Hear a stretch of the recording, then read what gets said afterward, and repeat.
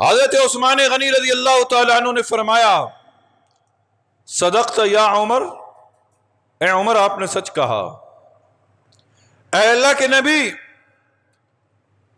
اگر مجھ سے پوچھا جائے کہ اے عثمان تو بتا، تو اے اللہ کے نبی میں عثمان یہ بتاؤں گا کہ مجھے بھی اس دنیا میں 3 چیزیں پسند ہیں۔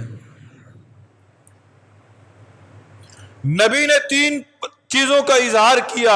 حضرت ابوبکر صدیق نے 3 پسندیدہ چیزوں کا اظہار کیا، حضرت عمر فاروق نے 3 پسندیدہ چیزوں کا اظہار کیا، حضرت عثمان کی پسندیدہ چیزوں کے بارے میں سماعت فرمائیں۔ فرمایا اللہ کے نبی مجھے یہ پسند ہے کہ میں بھوکوں کو کھانا کھلاتا رہوں، بھوکوں کو کھانا کھلاتا رہوں۔ اللہ کے نبی دوسری چیز مجھے یہ پسند ہے کہ میں ننگوں کو کپڑا پہناتا رہوں، میں ننگے کو لباس پہناؤں۔ کیا مطلب؟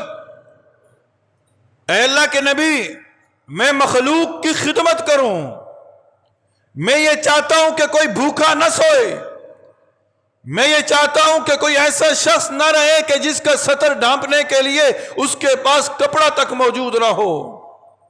اور حضرت عثمان غنی رضی اللہ تعالی عنہ نے کر کے دکھایا۔ یہ صرف زبانی گفتگو نہ تھی۔ آپ پڑھیے مدینہ منورہ کا دور پڑھیے، ایک کنواں یہودی کی ملکیت، بیچنے کے لیے تیار نہ، پانی قیمتاً فروخت کرنے والا، آدھا کنواں خریدا حضرت عثمان غنی رضی اللہ تعالیٰ عنہ نے۔ ایک دن باری رکھی اور پھر اس کنویں کو خرید کر حضرت عثمان غنی رضی اللہ تعالیٰ عنہ نے مسلمانوں کے لیے وقف کر دیا تھا، وقف کر دیا۔ حضرت عثمان غنی رضی اللہ تعالیٰ عنہ کے تجارتی قافلے شام سے آتے تھے نا، تو مدینہ منورہ کے بازاروں کے اندر ان کے منہ غربا کے لیے کھول دیے جاتے تھے۔ وہ عثمان غنی کے جن کے دروازے پر سائل آیا، دروازہ کٹکھٹایا، اندر بیوی سے کسی بات پہ جھگڑ رہے ہیں کہ تو نے دیے کے اندر بتی موٹی کیوں جلا دی؟ وہ سائل پوچھتا ہے، سوچتا ہے کہ یہ شخص مجھے کیا دے گا جو اپنی بیوی سے اس بات پہ لڑ رہا ہے کہ دیے کے اندر بتی موٹی کیوں جلا دی۔ خیر دروازہ کھٹکھٹایا، عثمان باہر نکلے، پوچھا کون؟ کہا سائل ہوں، غریب ہوں، محتاج ہوں۔ حضرت عثمان غنی نے کہا ٹھہرو۔ اندر واپس تشریف لے گئے، ایک تھیلی لے کر آئے اشرفیوں سے بھری ہوئی، وہ تھیلی اس غریب کو دے دی۔ غریب نے تھیلی کو کھولا، اتنی رقم اس کے اندر موجود تھی کہ اس کی آنے والی نسلوں کے لیے کافی تھی۔ وہ سائل بڑا حیران، پوچھا ہے عثمان بتا تو صحیح، تو اپنی بیوی سے اس بات پہ لڑ رہا تھا کہ دیے کے اندر بتی موٹی جلا دی اور مجھے اتنا دے دیا کہ میری نسلوں کے لیے کافی ہے، ماجرا کیا ہے؟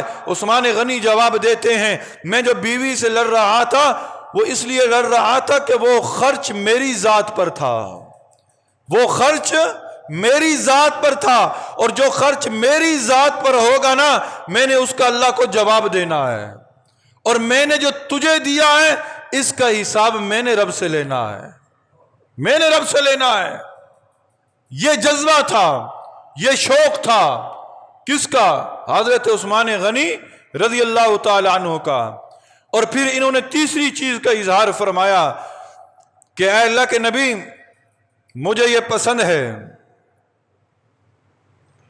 کہ میں عثمان ہر وقت قرآن پاک کی تلاوت کرتا رہوں، ہر وقت قرآن پاک کی تلاوت کرتا رہوں۔ جی ہاں، آدمی جس سے محبت کرتا ہے المرء مع من احبا، اسی کے ساتھ اٹھایا جائے گا۔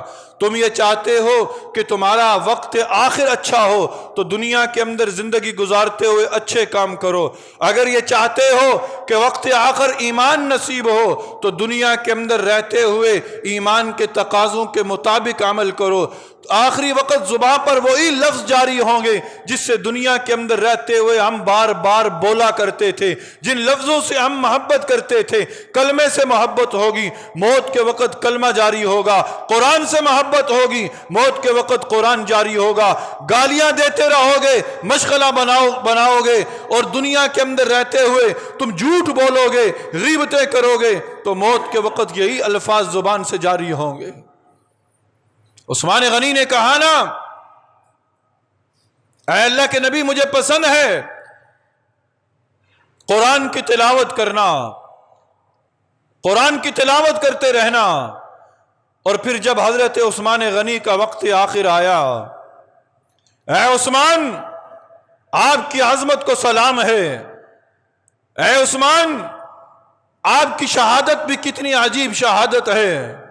کسی کی شہادت کی گواہی میدان جہاد دے گا، کسی کی شہادت کی گواہی منبر و محراب دیں گے، کسی کی شہادت کی گواہی دنیا کی کوئی چیز دے گی۔ اے عثمان، جب آپ کی شہادت کی گواہی کی باری آئے گی تو آپ کی شہادت کی گواہی خود قرآن دے گا، خود قرآن دے گا۔ جب آپ شہادت کے منصب پر فائز ہو رہے تھے، جب آپ کے لبوں سے، آپ کی زبان سے آخری الفاظ جاری تھے، وہ کیا تھے؟ فَسَيَكْفِيكَهُمُ اللَّهُ، قرآن کے الفاظ جاری تھے۔ کل قیامت کے دن عثمان غنی اٹھیں گے، قرآن کی تلاوت کرتے ہوئے اٹھیں گے، قرآن کی تلاوت کرتے ہوئے اٹھیں گے، کیونکہ انہوں نے دنیا کے اندر کہا تھا، اے اللہ کے نبی، مجھے پسند ہے کہ میں قرآن کی تلاوت کروں۔ یہ اپنی پسند کے معیار بناؤ۔